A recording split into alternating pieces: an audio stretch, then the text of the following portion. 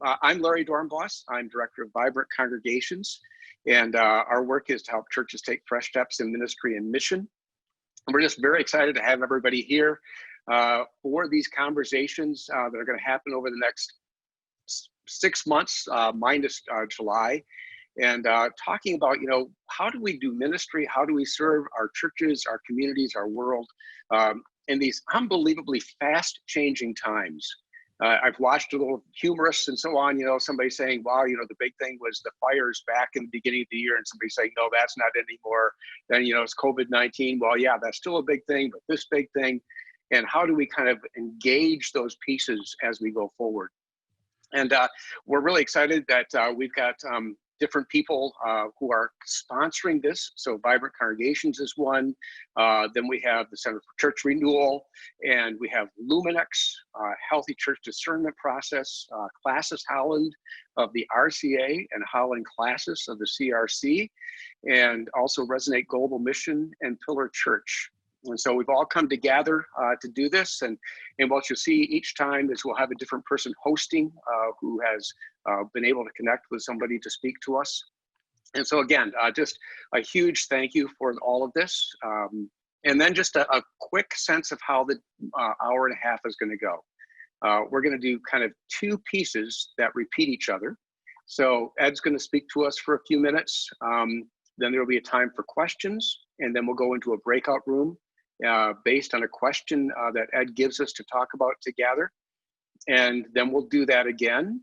And then at the end, we'll come back together for a brief, glad you were here, and a farewell at that point. So we're going to do that whole system twice, and we'll be going from there.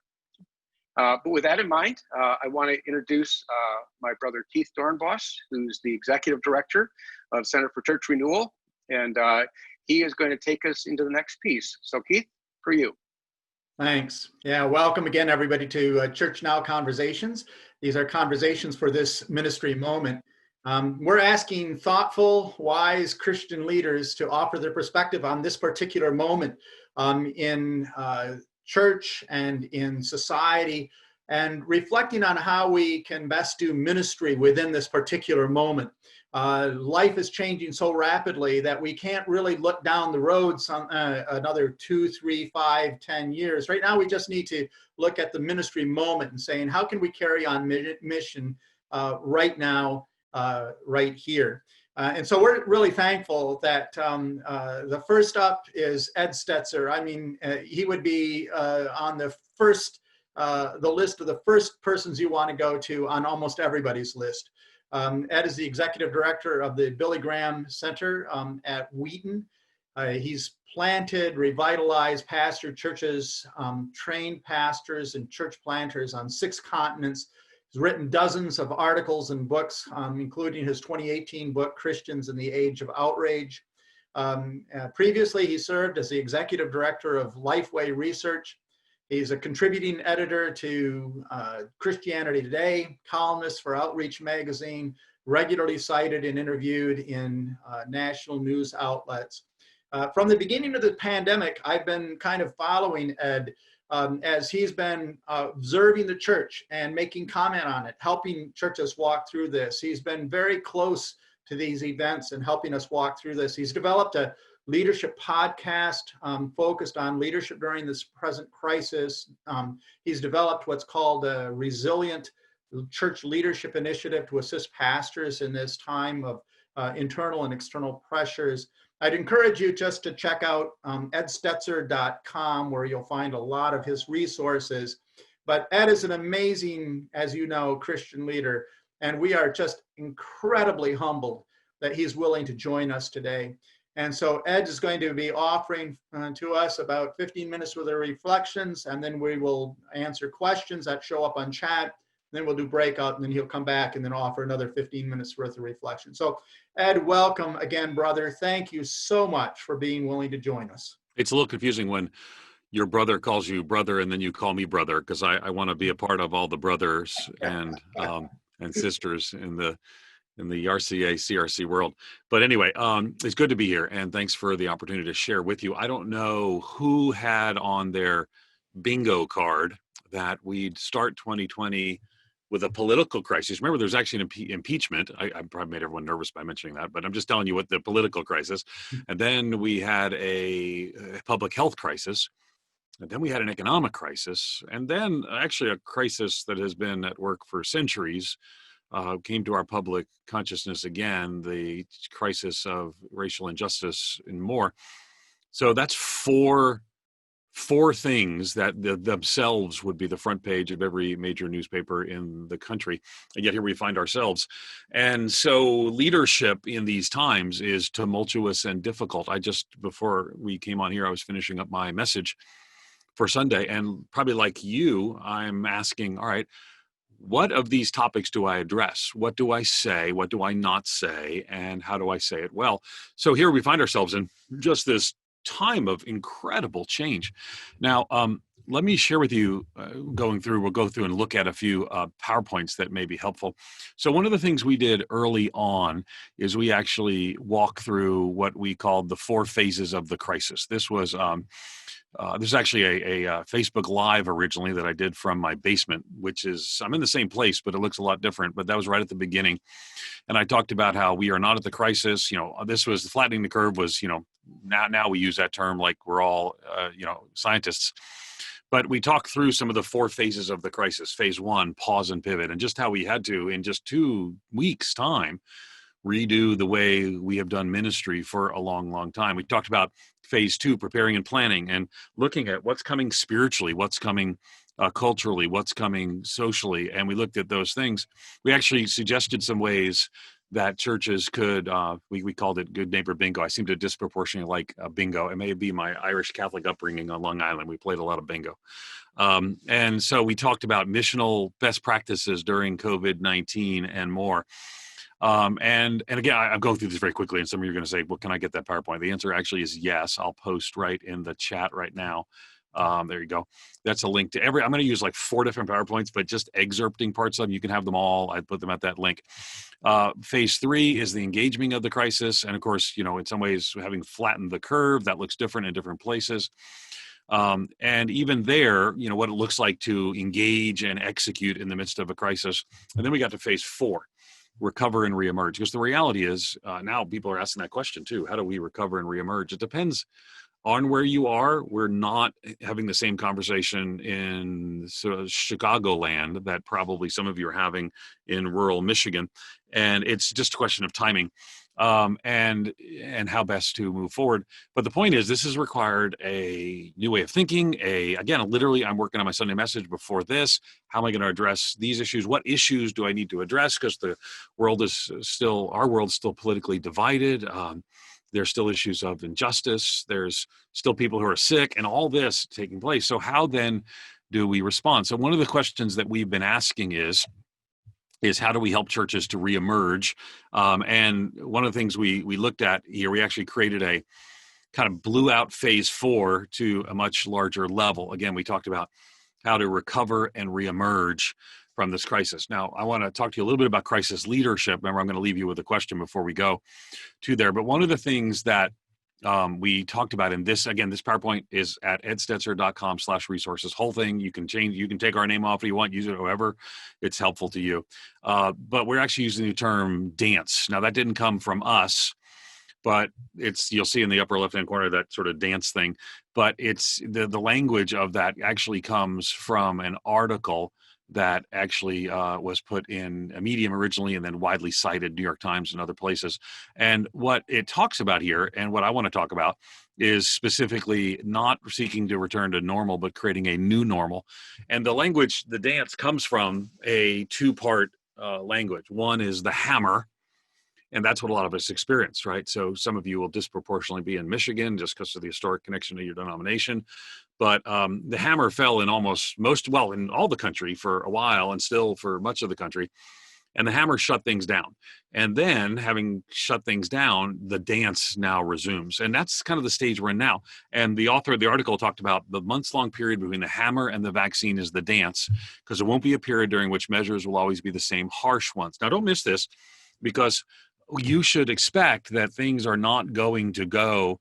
We had a conference call with the pastors in Chicagoland. We're actually looking at kind of intentionally cooperating in emerging together, partly because our governor changed the mandates to guidelines in like 1 hour. And so now people are like, well, what do we do?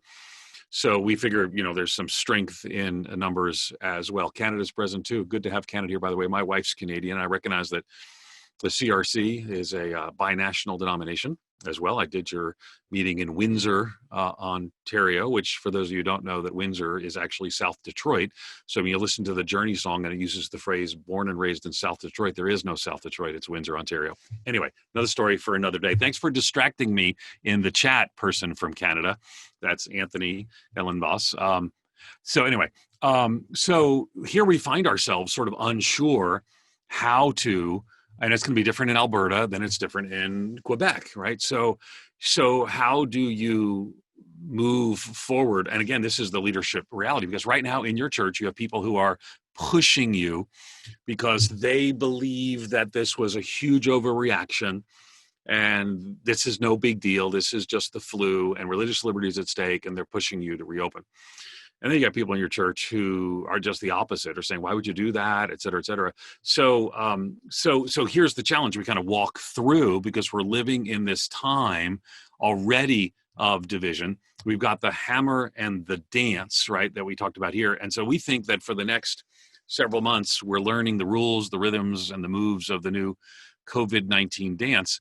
But already, for example, in the state of, I think it's Arizona, yesterday had to slow things down. Israel announced that they are putting the hard brake on their reopening. Sweden is kind of questioning their policy and thinks they would have done some things differently. Other places think they responded too much. So here's the thing. For the next few months, this world in which we live is going to, and the churches that meet or don't meet are going to be like an accordion. Somebody's going to meet, somebody's going to be, and the level of leadership here is going to be required is so different, because how are you going to communicate to a divided congregation? You say, my congregation's not divided. They're all on the same page. They're probably not, because here's the thing. People are being far more influenced today by their cable news choices and their social media feed about some of the issues of protests, of sickness, and all these sorts of things. So how do you lead through that, knowing that this is going to be this kind of roller coaster for the next few months? Now, again, you can see on the left side that I'm skipping all kinds of content. You get the whole PowerPoint. It's there for you. But there are things that you're going to have to lead through, things like practical things, right? How would you address this issue or that issue or more? You're going to have to lead through finances. Let me mention finances. Every budget created in January is now irrelevant and probably unhelpful if you're still following it. What we're finding is we actually did a study and had just under 2,000 North American churches responded. It's a convenience sample, but in a very large one. So it gave us some information, and I'm going to draw from a different PowerPoint from that. But here's what we found and learned, right? So what we are seeing, let me stop sharing here and share the right screen. What we're seeing is a picture that the finances of churches have typically reset at a level that is 15 to 20% down. Now, again, I'm not saying that's your experience, right? I'm saying that's what has been a typical reality. Actually, we found several major trends sort of in this research project. We're actually right now fielding the final. We're doing 3 of them to compare month to month just to see how things changed. But take a look here, right? So hopefully you're seeing you're seeing a big number 1. Keith, do me a favor. Are you seeing a big number 1 right now? Give me a thumbs up if that's the case. Okay, good. All right. So many churches are continuing to innovate in search of the right format. Let's talk about that. So I'm the interim teaching pastor for 2 more Sundays at a church called Moody Church in downtown Chicago, which is a fascinating historic place. I've been the interim pastor there for almost 4 years, which tells you we were doing the interim thing wrong. I've been the interim pastor there for longer than 3 of their actual pastors were the pastor of that church. But anyway, everyone knows the Warren Wiersbes or the Harry Ironsides, but just keep this in mind as you think about your own ministry. There's always somebody that follows the 30-year pastor that lasts 18 months, but that's another story for another day. Maybe always too strong of a word, but I've been the interim there for that amount of time. And in the journey that we've had together, we faced COVID. And, Moody Church, if you know the name Moody, it's also a radio church. So we weren't thinking about video, but all of a sudden that big room in downtown Chicago, 3,750 empty seats, is quite jarring. And so week one, everything sort of shuts down. I think that was first the national order, I think, came first from President Trump, I think. Governor Pritzker would follow our governor with more strict rules than the national, but I'm not sure. I might be wrong on the order. But the point is, so we had our guest speaker was supposed to come in, couldn't make it. I was speaking somewhere else on that Sunday. So Erwin Lutzer, the pastor emeritus, former lead pastor, came and spoke. And it was kind of jarring. The cameras are in the back and they're showing all these empty seats. And so here's the thing we found, that doesn't work. So we had to have a change in the way we did things. I'll give you an example. We don't broadcast, we still broadcast on YouTube and Facebook, probably you do as well. But that's not our primary platform, because we ask people on Facebook, listen, you're on Facebook, I want you to click over and go over to church, online.church. We give them our address. Here's why. Because we can interact, we can go into prayer rooms, we can gather people's information. All of a sudden, there are things we had to learn that were different. And this is one of the things, leadership, we're going to talk specifically about leadership when we take that break. Leadership requires us to learn some different ideas and approaches. So I mentioned that issue. We go through some of the stats, right? So I'll skip some of those things just for the sake of time. But number two is that optimism on finances remained high and still remains high despite widespread decreases in giving. I want you to hear this, that Ed Stetzer, who's been studying churches now for 15 years and has been a pastor for 30, thinks that many churches are unrealistically optimistic about their financial situation, and they need to make some hard decisions. Maybe the PPP in the US or the Payroll Act in Canada has helped, but the reality is, and I don't want you to rush into a panic decision. You'll know more in June or July. But it might be time to ask the question, how do we lead through a financial reset of where we are and how we're going to function? Some pastors, I'm about to create a seminar for helping pastors to become bivocational. Some pastors are going to have to take that path as well. So here's the thing I want you to see at my largest point, right? Is that looking back to our PowerPoint here, let me make sure I'm sharing the correct one, is that we have right now a need for leadership, probably in ways that are maybe even unfamiliar to us. It's a stunning moment that requires leadership. And I will tell you that sometimes leading in a time of crisis feels different because it is different, and we're trying to figure out how best to lead in the midst of it. But here are some areas, just back to the PowerPoint, right? So I talked about finances, and then we can talk about ministry models, or maybe that accordion, right? Think about, and depending upon your state or your province, the fact that, like in Chicago, in Illinois, we're actually not supposed to be gathering in groups bigger than 10 still. They say they might open to 50, but they're then saying that the idea of fully gathering won't even happen until we have a vaccine. So basically, I mean, for churches over 200, which is not the majority of churches by any stretch, I mean, that means, and in future, that's just indefinite and uncertain. So what does it look like? And so we go through sort of some of the steps to reopen. You've seen these things. I won't spend a lot of time going through these kinds of ideas. But here's what I want to leave us with, and then we'll go into our breakout and have some conversation. You're going to ask me questions first, but how are you leading well during this time? Let me give you a big example. You're going to have to, depending where you are, you're already meeting or you're not meeting. One of the things we found is only 30 to 40% of people are coming back when churches are allowed to regather.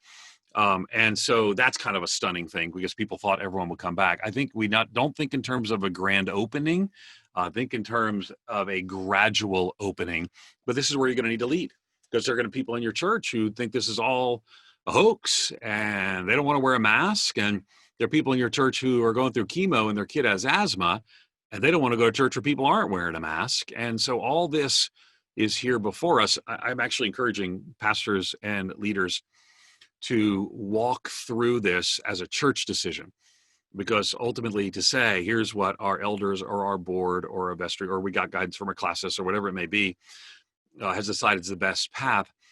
So in other words, we're not responding to external pressures from this cable network or that cable network or this social media feed or not, but our church elders and leaders have gotten together and we think this is the best way we do it. We're going to gradually reopen. If you're already in that conversation, we're going to follow these protocols.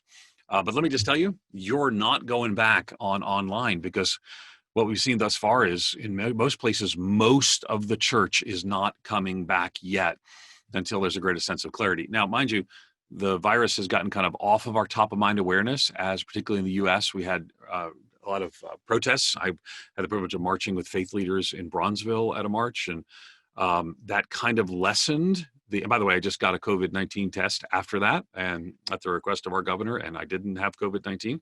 But now as this comes back to people's mind, you're going to find that there's both push forward and push back from that kind of meeting. So to me, and a question I'm going to leave you with after our Q&A has to do with how do you lead differently in time of crisis, and how are you leading well right now? I think that may help others. Again, the question is going to be, how do you lead differently in times of crisis, and how are you leading well? What are you seeing working as you lead in your time? Let me just say this. One of the things you'll know about pastoring is that yesterday I went to a funeral of a 40-year-old woman. Her name was Laura, and she was on a treadmill, and she just died, and nobody knows why. They're doing an autopsy. She was part of our church planning team. Barry and Laura and their son, Davis, were part of our church planning team. And one of the things that he's a new pastor of a church. I drove down overnight to go be at the funeral. Crises bring a church together or tear a church apart. A crisis like this, if you lead well, can bring your church together. Let me just say, I'm not saying it's a good thing. I'm not saying, well, it's just great this happened, but I am saying that this is our moment to show and share the love of Jesus, to be on mission. And it's your moment with your pastors and leaders to lead well. Because as you know, from a funeral, in the midst of a crisis, if you've walked through that well, you've built a bridge with the family in the midst of that crisis that will last for years or decades. If you lead well during this time, you will be able to, I believe, and again, you're going to have lots of conversations about this over the next few weeks and months, but you'll be able to lead through revitalization. You'll be able to make harder decisions easier a year from now because you made better decisions well right now. So let me stop talking. I know we can have general questions as well. And Larry's added that the CRC and RC have great resources as well. So I'm going to just turn it back to, I'm not sure which of the brothers. So I think I'm taking this one. Okay, good. Is it like a rule that you have to be in your family to be a leader in this movement? I'm just not sure. Okay. Yeah, right. We got 4 brothers, so we're good. Let me just run through a couple of questions. One of them was about missional opportunities. Yeah. When you think about what we're experiencing most recently in the last 6 months, what would you identify as 2 or 3 of the top sort of missional opportunities, and how should leaders lead into those missional opportunities? Yeah, so just to remind you that we do actually have a full set of slides and engagement. So let me just pull up one that we talked about how to engage missional engagement spiritually. And again, the full PowerPoint's at edstetzer.com/resources. But what we're actually talking about different ways of thinking, right? I think online is the new Mars Hill. When you preach a sermon, when you deliver a message, you're now seeing. There was a study in the UK that just came out that said 20% of people in the UK, I think a lot of them who didn't go to church, I don't know if it was all the unchurched, but have actually zoomed in on services. Can I tell you, my family who are not believers, they all watched Easter, and it's just interesting. I think we're at a new heightened time of spiritual interest. So online is a new Mars Hill, is a missional opportunity. I think launching virtual small groups is a missional opportunity, different ways you can do that as well. I hope you're seeing the screen that says that. Sermon series, be strategic right now. I will tell you there's a big difference between how a lot of churches in the African-American context responded the last 2 weeks and how a lot of Anglo churches did. I just want to encourage you, if you're not an African-American pastor, that you still should take a divine diversion and address some of the issues. Hopefully you did so last week or maybe the week before. But I don't want us to just kind of casually walk past the pain of our African-American sisters and brothers, or in general, just visible minorities in Canada. Is the language a little different in Canada? And so I think to do that is an opportunity. And then continuing back on the PowerPoint is mission to vulnerable populations, I think is key. I think in terms of three concentric circles right now. Concentric circle one is it says do good to all, especially those who are the household of God. So what about people in your church who have pre-existing conditions or can't get out, or maybe they've lost a job? Minister to them. Second concentric circle is these are not necessarily sequential, but just concentric. Is what about your neighbors? My next door neighbors, I'm in my basement, so I don't know which direction. I think they're over there. My next door neighbors over there, they don't have internet. They're older, clearly vulnerable to the virus. And I went and I took my my Lysol, one of those little Lysol things, and I took it out and I rang the doorbell. You might look at these and say these are gold, but you can get them now. They've all caught up. But I went out and I rang the doorbell with this. Everyone's got Ring. At least they had Ring, and so I wanted them to see that I'm taking their safety into account. Step back 10 feet. Said, hey, listen, we already know them. I said, anything we can do during this? I literally said, if you need toilet paper, we got some toilet paper. So that's my second concentric circle, is my neighbors. But your third concentric circle, which is broader, I'm doing by size, not by sequence or priority, is people in your community. I mean, the homeless community, what does social distancing look like when you're homeless or you're in a shelter or you're a person who's incarcerated? So think in terms of those mission vulnerable populations. And lastly, I think this is a great opportunity for church planting and church revitalization. I know others are going to talk more about that. So my assignment, Keith, had me more specifically kind of things related to the crisis. But I actually think this is a time. Don't waste this opportunity that this crisis creates to make some hard decisions about your church that you're going to be thankful you made 6 months, a year from now, in either church planting or church revitalization. This is a moment to lead well, and I think that can have multiple avenues. I mean, if I were wanting to make some change in even our worship, let's say we in our gathered worship, and I recognize we would all want to follow the regulative principle at every opportunity. But if there's some things from an informed kind of, you want to do this or do that, that was a Calvinist joke that doesn't really work in the RCA and the CRC as well as it does with the PCA. Anyway, but I would say too, this is your opportunity to make some changes in the way that you have worship in your online service. We need to change this. Well, you might make that change and not go back. Now, I'm going to answer the next question a lot shorter. Jesse appreciated my sense of humor about the regulative principle, but thanks for the. Sometimes it's hard on video. All right, go ahead. Should I read these, or are you just going to ask me them? Let me just grab a couple more. Yep, go ahead.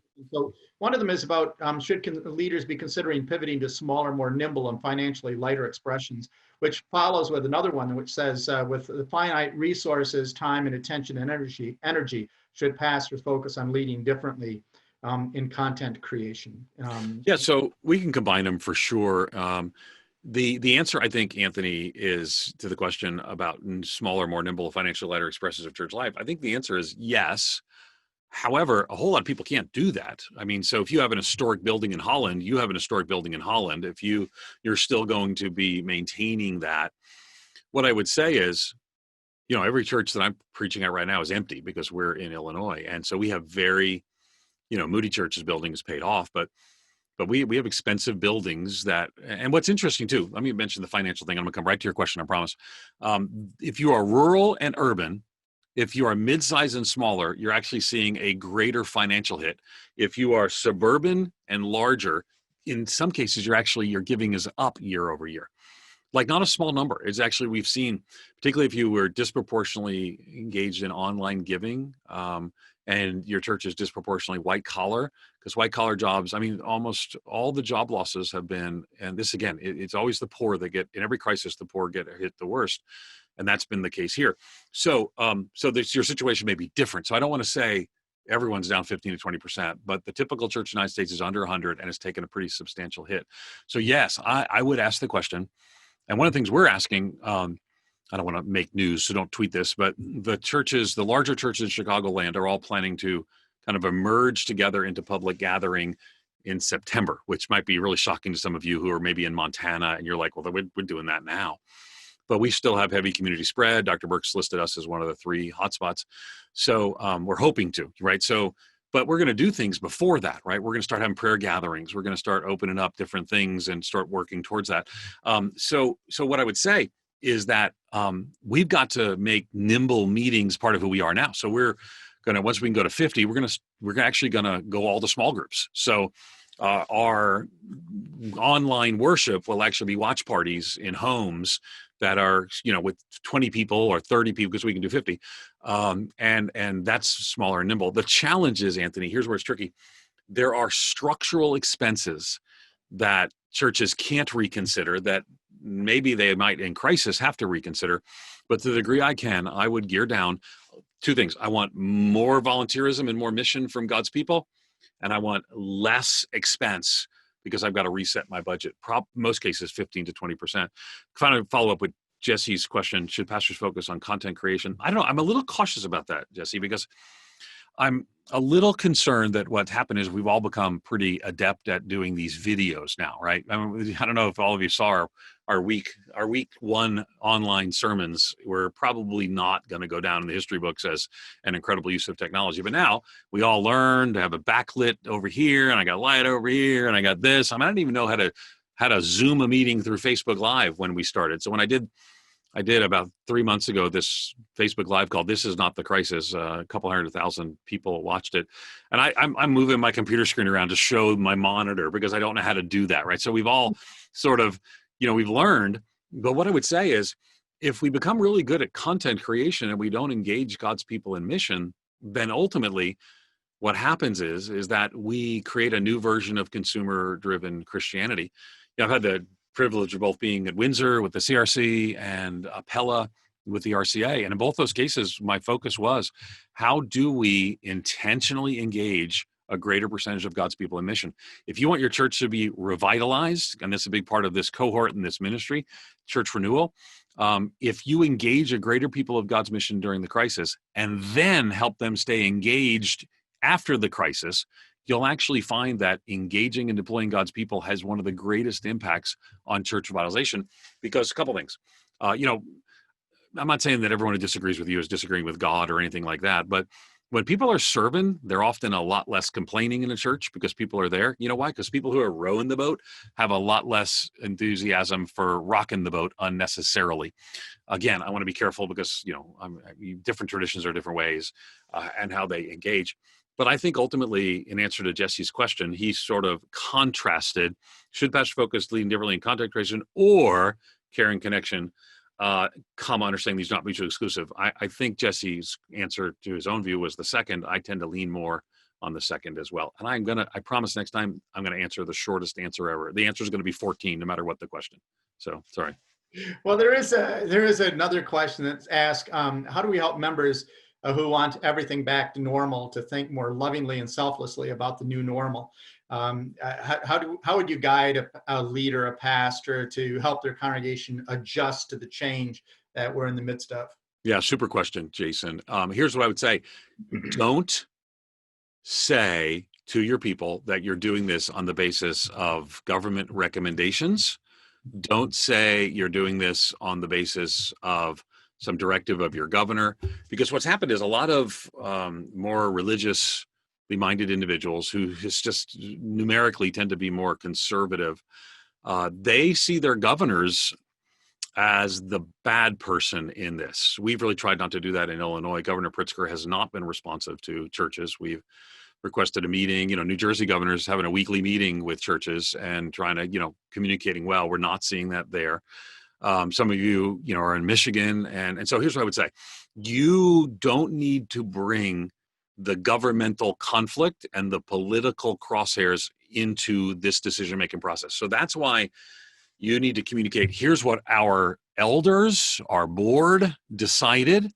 Here's why we decided it. We're asking you to follow these. So I think every church needs to not post the CDC or the Canadian Health Department resources, but needs to say, here's what we've decided. It takes more work this way, but here's why. Depending if your church is 50 people, you need to mention that part of this is because Anne has asthma. And because Anne has asthma, or you might not, Anne might not want you to mention her, so you got to ask Anne. But because people in our church are going through chemo, we've felt led of the Lord that this is how we're going to reopen our church. And whatever that is, I don't know what that's going to be for you. And I'm actually not of the view that it needs to be the same everywhere. Montana is just a different experience than Chicagoland right now. I was just looking, we've had, they have the Weather Channel, actually is owned by IBM, and they put on here their COVID-19 numbers, and you can actually click on your Weather Channel app, go to the COVID-19 numbers. It'll tell you how many people died in your county. It's hundreds upon hundreds in my county. And so we take this, you see this, and we're like, okay, we're probably, when we open, will be masks. Literally will say, we're asking everyone to wear a mask at church. And if you choose not to wear a mask, we're asking you not to come to church. Why? Because Anne's asthma, and because of Julio's, chemo. And so what I would say is, and cloak this intentionally and wisely in not government language, but we as the leaders of the church have prayed through and discerned this is the best path for us to go. So, but here's the thing, it's going to be controversial.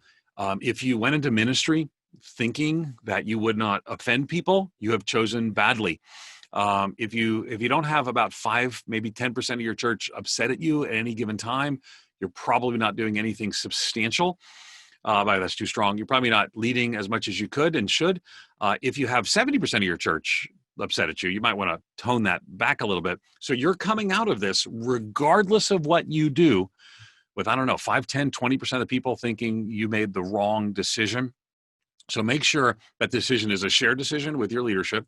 Make sure decision is communicated as something that's for the good of the church. Make sure that the decision is understood, that this is what we're going to do. And if people, for example, choose to say, well, I think masks are a political statement, I have a freedom not wear a mask, you have to make the hard decision. This is why we're saying don't open all at once. What we're looking at is 25% capacity and then 50% capacity, because we need to try 25% to see if people will kind of follow the tape markings on the floor. And I don't know what, I'm not the pastor of Moody Church. I'm 2 more weeks the interim. But I imagine that what I would encourage churches to do is, if someone comes in and says, I just don't want to wear a mask, like we've seen in the video at Costco and other places, that we say, okay, then we're not going to have church today. And everyone will get that message very, very quickly. It's hard, but that's what leadership is. It's hard. And it's not that you're just being hard-nosed. We're not going to have church today because of Anne and because of Julio. And we really need to love and honor one another more than ourselves. And this might be a Philippians 2 moment. Have this attitude in yourselves, which is also in Christ Jesus. This might be, think more highly of others than you do yourself. So I think that helps people to sort of make that better decision. Thanks so much, Ed.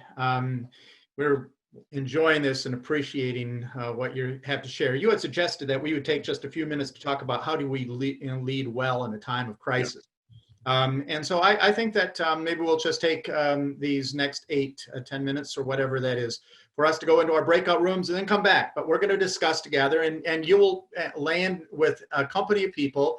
And, just start out, have the courage to speak to one another, unmute yourself, and then have a conversation. Yep. And bring you all back in a few minutes. And let me add too that I put the questions in the chat, and let me encourage you to be bold enough to say, right now people need to know what's working. So talk about how leadership is different, and then what are some examples? Say, here's what we're doing in our church. Here's how we've led this. Here's this worked. And because I think right now we need to hear examples of how to lead well through this. That's my suggestion for the question or the small group time. Welcome back. I trust that those conversations were helpful as you were considering leadership and what's changing and what are good examples of what's happening. Ed, we're going to have you launch into another conversation. Yeah. But would you be willing, before we launch into the next conversation, I want to ask you this question. If you could say 3 things that are going to be, just kind of off the top of your head, 3 things that are going to be true about the new normal, that you'd say, wow, this is not, when we settle in, this is going to look different than it did before. And this is what the new normal is. I mean, you're looking into your, crystal ball here as best you can, but what would you say would be the top 3 things that are going to be true of the new normal in ministry? Yeah, here's the irony is part of me is actually concerned that the new normal is going to look far too much like the old normal. Because here's the, when I preached at Moody on Easter Sunday, I thought to myself, 100 years ago, the Spanish flu, who was it? Paul Rader was the pastor.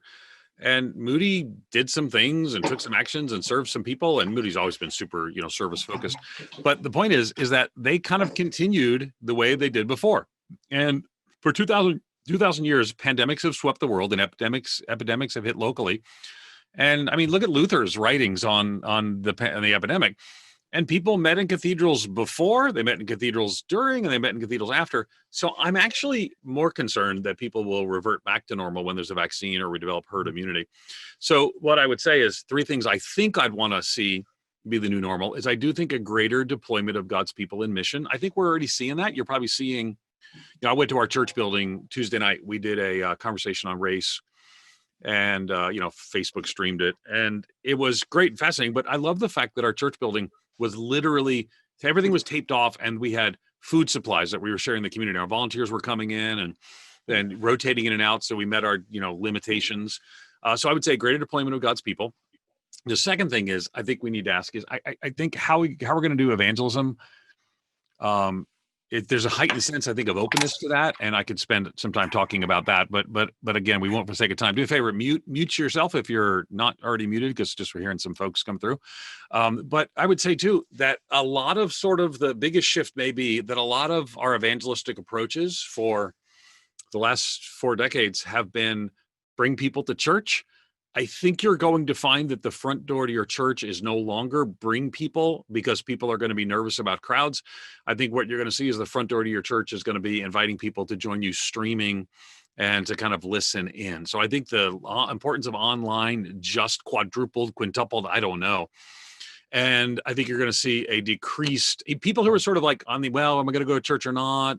Maybe not. And let me tell you, when our next major holiday is Christmas, and if we have a second wave, which a lot of schools, I think your schools, Calvin Hope and others are following the same thing we're doing at Wheaton, which is we're kind of closing the campus at Thanksgiving, because it's sending the students home to either with a compressed timeline or finish online, because we see this second wave. Let me just tell you, your big Christmas Eve service is not going to be a big Christmas Eve service unless something substantively happens. So the big Super Bowl outreaches, Christmas and Easter, hey, come big crowd at church, that's just not appealing. So I think that's the second thing. And third thing, I think the question is just the financial reset. And I think that has to do, President Trump has been talking about V. I don't know that we've seen as much language like this in Canada, but the economy comes down, crashes, and then comes back up when whatever. And we're already seeing, we've seen as much surprising jobs report in the U.S. as well. I don't know what Trudeau's language is, but up and down. Maybe people are saying maybe now a U, where it goes down, kind of goes here and then comes back up. Or it could be a down and then a long hockey stick up. And so, we don't know. But the economic reset, we remember 2007, 2006, 2007, 2008. That was substantive. The RCA and the CRC headquarters, you can talk to people at both those places at the challenges they had to face at the national level or the church level. So those are very real things. So my big pictures are those three things: greater sense of deployment that hopefully we keep afterwards. We're going to have to rethink and maybe reemphasize personal evangelism and sharing the gospel. I was supposed to be with you. That's today. Right, today, yeah. Today. I am with you today, but I was supposed to be with you today. And one of the things I was going to talk about is the need for helping people to share the gospel themselves. So if inviting to church is no longer the preferred means of evangelism, which I always had some thoughts about that. Well, right now I need to see God's people sharing the good news of the gospel. So those would be the three things that I'd say. That's amazing. And I appreciate that you remind us that this is not the first time that the world's experienced a plague or a pandemic biblical plague, but it's not the very first time that we've been through this, right? And we could potentially, over the course of the next 3 to 5 years, go back to sort of normal. And it reminds us that we ought never to waste a crisis, as someone has said, right? If we don't learn and grow from this moment in all of its iterations, then the Church of Jesus Christ hasn't really received the full gift that I think that we should have and that we need to leverage. Yeah, and I agree with everything you said. I'm careful, and this is kind of our group. I didn't even get the joke. Harold Winters, Trudeau's language is French. Thanks for that so much. I'm a little sensitive about the whole Americans don't know anything about Canada. My wife's Canadian. I know who Stephen Harper is. How many Americans know who Stephen Harper is, Canadians? But anyway, partly because I know he's an evangelical. But so what I would say is that as we kind of look to this future, we're going to use the words opportunity. I would just be careful, because and again, this is our group, but someone's going to quote you and saying, man, what a gift, not you, but what a gift the Lord has given us with this crisis, Oh, and they're yeah, going to take no, it the that's wrong not way. good. No, no, no, So no. be super careful. So, but Yeah. yeah, you're not saying that. I'm just saying, one of the, I talked to Michelle Sanchez. She leads the Make and Deepen Disciples for the Evangelical Covenant Church. And she said is we want to seize every opportunity, using that passage, but be careful about being perceived as being opportunistic. Here's the deal: serve the hurting, engage the marginalized, share the gospel. People are still going to be mad at you doing the third thing, but keep doing all three.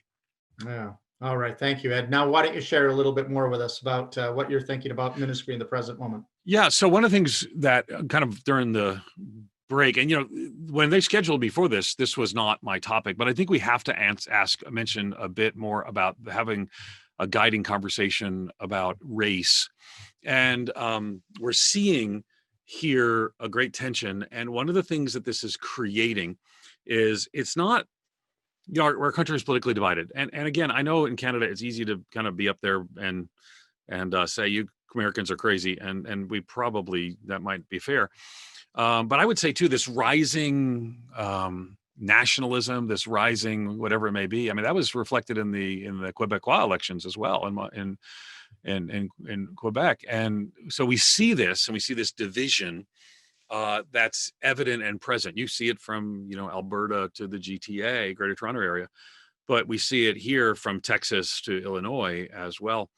And so here you find that now the conversation about race and justice just fits into this, and in ways that actually weaponize these things. So I joined a march in the Bronzeville area, which is the historic. It's the Black metropolis is what's often been called the Great Migration. I don't have time for all the history, but so it's a key part of our African American community. And I have people blog about it and say, Ed Stetzer, joins Antifa, which is kind of fascinating since I've never met anybody from Antifa. Matter of fact, I'm not sure there's more than 8 people on a blog. But anyway, that's another story for another day.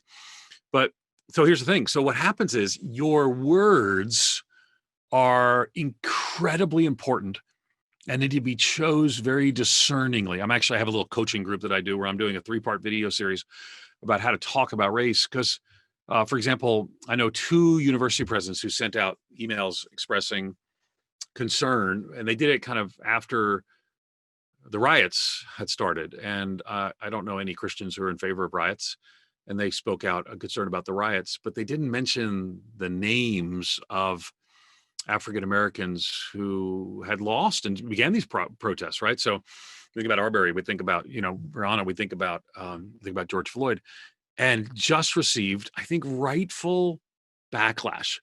So you got to kind of think in terms, okay, there's a significant African American community or visible minorities in Canadian context.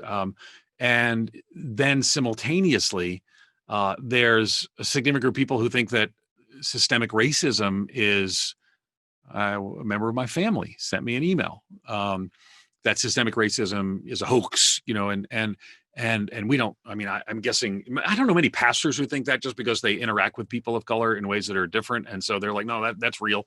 They get treated differently. So what I would say is, you want to probably have, like when you talk about this, if it's in your sermon, you probably want to have a checklist of sort, right? So. So the checklist might be, I need to make sure that I say the names of people. That's really important. If I'm going to address, for example, in Chicago, we have to address the issues of the riots because they have just impacted our marginalized communities. Again, we stood at the corner where there's a grocery store in Bronzeville where, poor, not all of it's poorer, but the part where we were is poorer community that now has no groceries, and there's a high rise of senior adults that can't get access to prescription. So again, how do you mention these things? And what I would do is I would maybe ask somebody to help you if you're not as familiar with the conversation to communicate those things. But I think silence sends the wrong message. And it's always tricky because here's the thing, pastors tend to be a little more aware of these issues, not always, but tend to be a little more aware of these issues in their congregations. So their congregations now are primarily having their views of the current situation shaped by social media and their cable news choice. And you are one voice that gets one shot to help move them a little bit in the conversation. So think carefully and discerningly about how best to do that. And Larry had asked me to address that briefly in the beginning when I came back. So I wanted to do that. Let me come back and talk about a couple of more things that I wanted to share with you that I think will be of help. And it has to do ultimately with how we are going to see what are the changes that are going to come and are going to stay. So that's kind of the substantive remainder of our conversation. So let me pull this up on the shared screen. We all talk about shared screen. Several things now. We all know what shared screen are, and we all disproportionately wave. If you notice that now, but when we're done, you're going to be like, bye. And you've never said bye waving to a normal person in a very long time. So, but now we're all going to be waving in just a few minutes. But take a look here. And remember, we were talking about the dance, and I've got all kinds of stuff in this PowerPoint. Again, edstetzer.com/resources about, children's ministry and all this sort of stuff. And we talked about things you need to think through. But what I wanted to come to, one more thing I want to touch on before I get to this, which is takeaways, is can I just say to you, be super careful how to make it through the dance without wearing you out. This has been surprisingly hard, surprisingly difficult for a lot of us. And I think that is no Sunday services. We'll be sleeping until noon every day. We only worked on Sunday already, so now we get to sleep in every day. Well, so then we found out that wasn't true. This has actually become, for many of us, more stressful, not less. And I will tell you, it was about 2 weeks in to the full shutdown. And I have 3 daughters, 15, 18, and 21, super kids. And I'm seeing stress in them. And my middle daughter realizes she's not going to get to go to commencement. She's going to graduate, but not go to commencement. My oldest daughter, all her friends, she was at college, all her friends disappeared, went away at spring break and didn't come back. And now she's alone. And my wife is stressed. And Donna and I we have a great marriage, but we're like having stress in our marriage. And when in our country, President Trump, there was a 2-week shutdown, then President Trump sort of extended it for, I don't know what that was, like March 79th or something. I don't remember the day anymore. It just went on and on and on. So I said to my wife, I'm an extrovert. Donna's an introvert. She likes the Enneagram, so she'd rather use that, but I'll just say extrovert, introvert. So I say to her, trying to be funny, and I said, so another month in lockdown and isolation as an introvert, is that like good news for you? And she smiled and said, are you going to be here the whole month? So, I'm the extrovert. So, but there was stress in our marriage. And I will tell you that on a Tuesday, this was 2 months ago, I just sat down and it all hit me and I wept. And there's nothing wrong if per person is inclined to that or not. I'm not generally inclined to that, but I just this is really difficult. And then a dear friend of mine, a pastor friend, Darren Patrick, his name, he died. And I wept for a day. And I just had a friend yesterday. I went to the funeral, and I can tell you the weight that we felt at our household is unlike anything we felt before on an ongoing basis. We've all had crises. Our kids were sick and we weren't sure what that was going to be. So we actually created this, and Larry's already mentioned it, but it's called the Resilient Church Leadership Initiative in partnership with the National Christian Foundation, Church United. The NAE is kind of the main co-partner as well. And we did that because we are seeing pastors really struggle and flame out in some cases. And so we just got resources, we call it backstage resources, how to backstage being in the sense that there's a time and place you're not in front of people, soul resources. In this case, we had some stuff to deal specifically with racism, but coaching to help people. So we did all these stuff. And so I'm back to PowerPoint because I really want you not to miss this before I get to the things that I think are significant for the last segment. But I want you to make it across the finish line with us. And I won't do this now, but I went through 1 Kings and sort of talked about some of the things that we need to do, like rest and eat and get perspective and more. So for example, I'll just tell you my own personal life. In January, I actually thought in January this was going to be the biggest crisis of our lifetime, that they were going to shut down the schools and the churches. And I came home to Donna, and I said, Donna, I think it's gonna be a really, really big deal. Maybe I watched too many science fiction movies, but I read that the comorbidity factor was obesity, and I'm overweight. So I've spoken at meetings, so many of you know that I'm overweight. And I really just felt that I don't want to get sick and die. And for some reason, it was just like a switch. And so I started exercising, losing weight. I'm down 55 pounds since the beginning of 2020, in part because of COVID, in part because I need this right now to help bring some, those 15, 16-hour days that were going on for a few weeks wasn't sustainable. I needed to get time to exercise, be with the Lord and more. And I've actually started a Facebook group that I haven't activated yet, but it's called Fat Pastors. And I know that's a strange name, but pastors are always so self-revelatory. We don't actually mind joining a group called Fat Pastors. But so my point being is that you've got to finish this journey well. Now, that being said, let's and I'm not the example. When you lost 50 pounds but you need to lose 75 more, you don't use yourself as the good example. You've got a ways to go. But the point is, I think all of us need to take the kind of next step on how we can take care of our personal selves as well. Don Muller put in there, it's definitely a sprint. It's definitely a sprint. It's definitely a marathon, not a sprint. I agree wholeheartedly. And we thought it was going to be a 500 meter. And Larry's asking, is that why you didn't wear black? Yes, that is actually why I didn't wear black. All right, let me go back to what I want you to see though, in kind of our last segment, and then we'll give you some talk away. I want you to see that there are some things, some takeaways at the end of this dance that I want us to embrace and then to see ultimately these shifts in the life of our church. Again, resources here, I'm going to go quickly, but you remember they're all at edstetzer.com/resources. So again, the external focus is God's call all the time, but it's his specific action now for his church, right? So many of us can't gather. And when we gather back, we're seeing less than half of people come back. And I don't think that's long. I don't think they've left the faith or anything. Don't misunderstand. There's certainly people who might be on the edge, but an external focus is a key thing that we don't want to lose, and we don't want to leave after the crisis is over.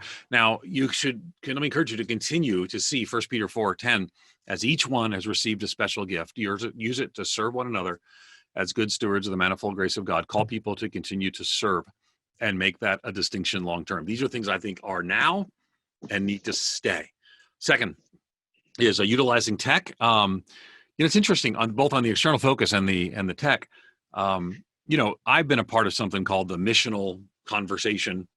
Someone, I don't know who edits Wikipedia articles, but someone said that I'm a part of the missional church conversation. Okay, well, sounds good. I guess so.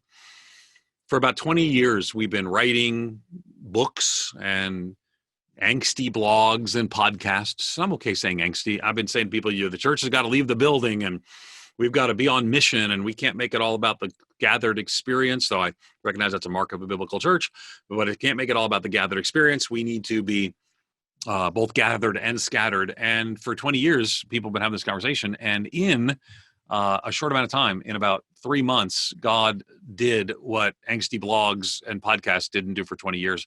And I think that hopefully gives us a glimpse of what it's supposed to be more like. So again, if you lead well, and you actually help people embrace this aspect of the new normal, you can actually, when you come back, have less customers and more co-laborers in the gospel, showing and sharing the love of Jesus, which I know is your heart and my heart. Back to the PowerPoint to kind of walk through technology. This experience that you're doing, I know you might be, wearing your shorts and sitting at home on a Sunday morning and doing a Facebook Live. And I recognize that churches of different sizes have different capacity. Please know, I know all of those things. But I don't think there's any going back from a more tech-enabled and enhanced ministry. Now, I'm a believer that we need people to gather with feet and faces, and that electrons and avatars are not God's intended design for full community. But boy, one of the things we learned is we can actually have more community than maybe we expected. We can ultimately engage community more profitably when we use technology to help with it. So I think that's a lesson to take away that I don't want you ultimately to miss. At least I don't want to miss. And so it's a lesson for all of us to engage. Also, too, The that next step of small groups. I'm sorry, leveraging facilities. Now I'll do small groups.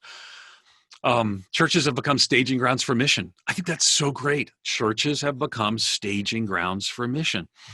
So again, when I went Tuesday night to my church, I mean, we literally have our floors lined up for serving the community. Let me tell you, this economic downturn, unlike anything we've ever seen, it's depression level unemployment numbers. Now, again, there are unique and you can't reproduce the moment we're in, but this could go on a long time. And what an opportunity for the church to leverage its facilities, right?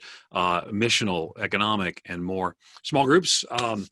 I'm hoping that at the end of this, your small groups will be more empowered, more on mission, that the leaders, let's use the term lay people just so we know what we're talking about, though I don't like to use that term like in a congregation, but the lay leaders of those small groups, can I tell you, some of them right now, God is calling to be church planters. They've stepped into this role, or staff members at a church, right? So they've been leading, and now he or she's asking, so this is really something that seems to align with who I am. Is God calling me to something different? Is God calling me to be a missionary or a staff member or a pastor? So what an opportunity to grab a hold of that and use small groups as ultimately, focusing on building a deeper community, focusing on family discipleship, doing the kinds of things that we can't do as a church, gathered in most places, but then saying, who's God raising up from that? And again, I think the restructuring of finance is a very real issue. I've already mentioned it, so I won't spend too much time going on from there. So again, I think we're going to go to your questions if I understand what we're doing next, but I'll post my suggested questions in the chat. And here's the question that I'm asking, right? What are you leading now that will impact later? Now, I want you not to miss that. This is a real key thing. What are you leading now that will impact later? Now, let me explain. Because here, one of the things I've done is I actually lead a couple of things here. And so at Wheaton College, so I'm asking the question, academic schools are this, it's a hit for schools, huge, existential for some. They won't come back from this. So the question I'm asking is, okay, a year from now, what will I have done now that have made a bigger difference later? So we're actually launching, I'll invite you to it. We're launching a series of MOOCs. We don't call them MOOCs anymore, but MOOCs are massive open online courses. One in crisis leadership that I'm teaching, one in personal evangelism in the midst of crisis that Jerry Root's teaching, one Virginia Svenigopal and Rochelle Sherman along with me and others, one on just increasing your church's capacity for mission. So why? Here's why. Partly, I think that hundreds and hundreds of pastors and church leaders will, take, it's an inexpensive course. Let me be clear. You should do this. My point is this. You should take this course with the gang here. But my point is this, is that I'm asking that question because in part, I need to get new graduate students, and a whole lot of graduate students are not able to come to. We've had whole groups not be able to finish their program because their finances have shifted. And so my hope is the MOOC course will lead to other things. So I'm actually planning a MOOC course this summer to serve pastors, and so that next year I can encourage those students to come in to be students in our growing grad program, or what was a growing grad program, right? So ask those questions, right? So when we move the cameras at Moody Church, the question was, all right, what are we going to do when this goes back to normal? How could we have a better ongoing online experience? So whatever it may be, what are you doing now? Okay, that's my question. What are you leading now that will have that impact later? Because you got to move beyond the crisis zone, right? Well, I got to get online. That was a crisis. We got to care for hurting people. That's a crisis. Okay, so now you need to ask the question, what are you leading now that will have a substantial impact later? And if the answer is, I don't really know yet, it's time for you to move out of the urgent and important category, which I think is good, to move into the urgent, the important but not urgent category, where you can start saying, I want to lead some things now that a year from now, when there's hopefully a vaccine or herd immunity or whatever, that our church is for the better because we did so. So I'll put that question in the chat room, but I know we're going to go to some of your questions, so I'll turn it back to I think, well, I'm not sure who to turn it back to. I'm sure someone will start back. I think it's Larry. Or not. It's Keith, but he's muted. You're muted, Keith. Yeah. Oh, okay. He went out for a smoke. Come on back, Keith. Sorry. There we are. No worries. Okay, I'm coming back, but we're doing an audible, and we're going to not break into breakout. here, but that's okay. We just want to have, that's a very good question that you just raised, right? What are we doing now that will have an impact in the future? So moving beyond the urgent to the important, and that's so good. There were a couple of questions, Ed, that came up on the chat that maybe you noticed, but one of them was about how do we do children's ministries, because that seems particularly difficult to do right now. I think I saw a slide that you had some recommendations with respect to that, but you may want to speak into that just so we'll just jump right back. Actually, Mimi Larson, some of you in the CRC know Mimi's name. She works at Children's Ministry there. We actually did a whole interview with her at, matter of fact, let me show you what we created. We created this thing because I've always been thinking about, I mean, not always, but I've been thinking about doing a podcast, and I don't know. I kind of delayed it, and I said I really would only do a podcast if it was a substantial issue in the day. And what we created was a season of podcasts on leading through this crisis. So hopefully you can see that. But Mimi actually talks about children's ministry in time of crisis here, along with several other guests. So and that's episode 29. So we talked about some of the best practices and more. So that I think would be probably helpful resource. There's 3 episodes on that of like 30 minutes each, but let me take 2 minutes and at least say in general, what we're finding is most churches are not even offering children's ministry at this point. They're doing kind of like the family services, like we probably did at Christmas Eve and other places. So we're encouraging you to send out a form to parents, like a survey, and ask them, what will it take for them to bring their child back? You need to know. Is it an all clear from the government or the state? Is it, might be there's nothing. The last bullet point, there's nothing will make me feel safe to send my child to church right now. Because again, that there's low risk to children, not no risk, but low risk. But if there's someone if grandma's living there, that risk just, goes up. The kid comes back asymptomatic. Grandparents get the sickness and can lose their lives. So what we're talking about is sort of stepping, rather than holding children's ministry, what family worship where people sit together, and then maybe some offered limited ministry. But here's the thing I want you to, let me put up the whole slide.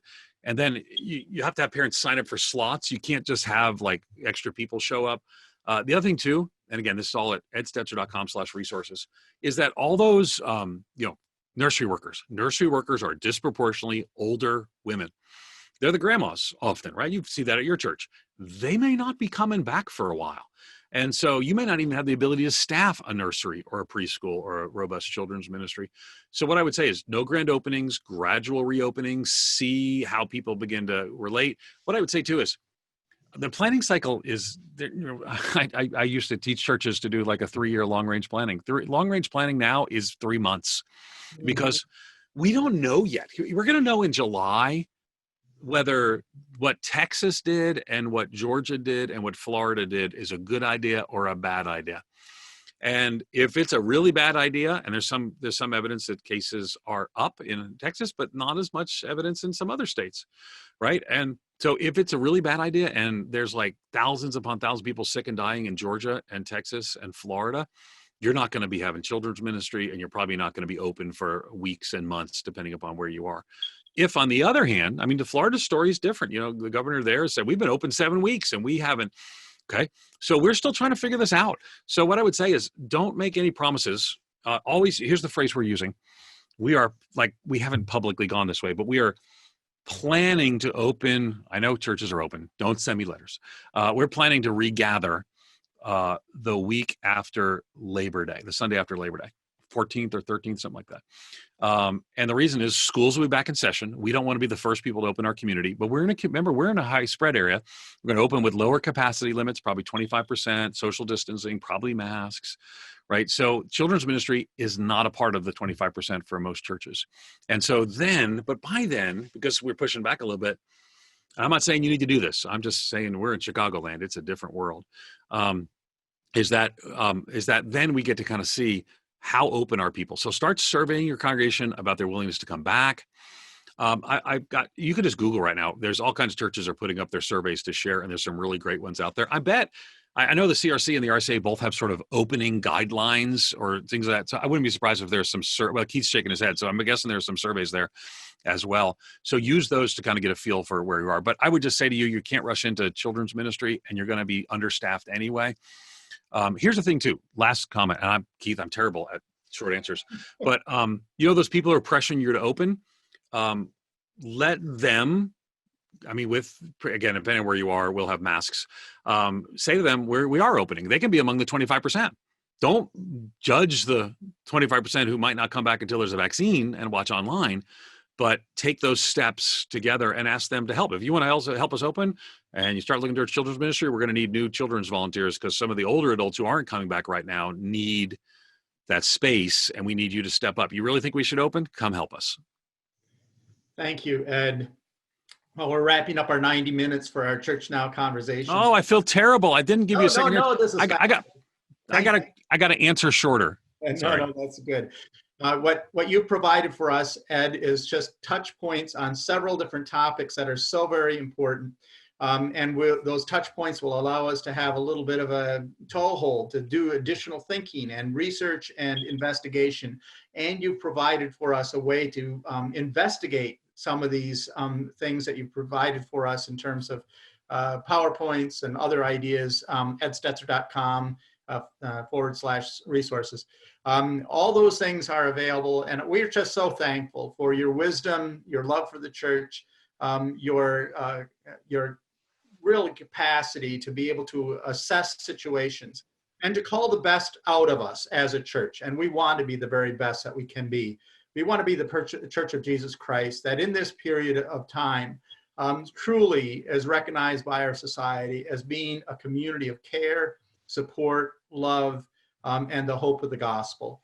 And we trust that we will be that kind of church, and that we will give the kind of leadership that helps us to become that kind of church.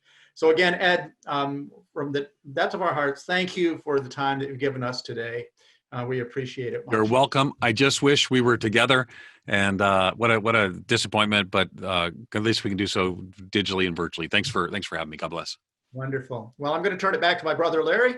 And Larry, you can make the next invite and then close us out if you will. Yep. Hey, thank you everyone for being here. Wonderful for the time to gather and listening. We are going to gather again in August, and you can check out our speakers and all those kind of thing on churchnowconversations.org, and that'll bring you to that space. Spread the word that next time we will actually have a link that works, so you won't have to find your way in with quite so much difficulty. But we're really looking forward to that, and hoping we can spread these out to many other people so that we can learn together as we step into whatever is next. Some of you have heard the words or the work that has been done about, winter and then small ice age and those kind of things, blizzards. And as Ed's pointed out, we don't know from July forward what things are going to look like. And so for us to continually be together to have these conversations, I think is going to be most helpful. Let's do that together. But right now, let's close in prayer, and then we'll be on with the rest of our day. Father, thank you for the skills, gifts, and abilities you've given to each person on this call. Thank you for their leadership, for the ways that they're working in their local churches. Lord, we pray for a blessing, and we pray for strength, physical, spiritual, emotional strength during this time.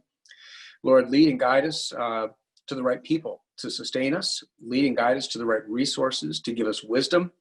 Lead and guide us, Father, to the right ways of hearing your word and your scripture in these days. Lord, we pray especially for our African-American community and for the grieving that they are going through. We lift them up to you and pray for a move forward in our life as two nations, and how we deal with people of color, of First Nations, and all those different groups. And Lord, we pray too that you just walk with us through the rest of this day. And may we do things, Father, that are pleasing to you and spread your name and renown throughout the earth. We pray this in Jesus' name. Amen. Amen. Okay, now Ed said everybody's got to wave, so let's all wave together and make sure we do that right. It is strange. You have to admit it's strange how much we wave now. It is very weird. Yep. Thank you. See you all. Bye-bye. Bye.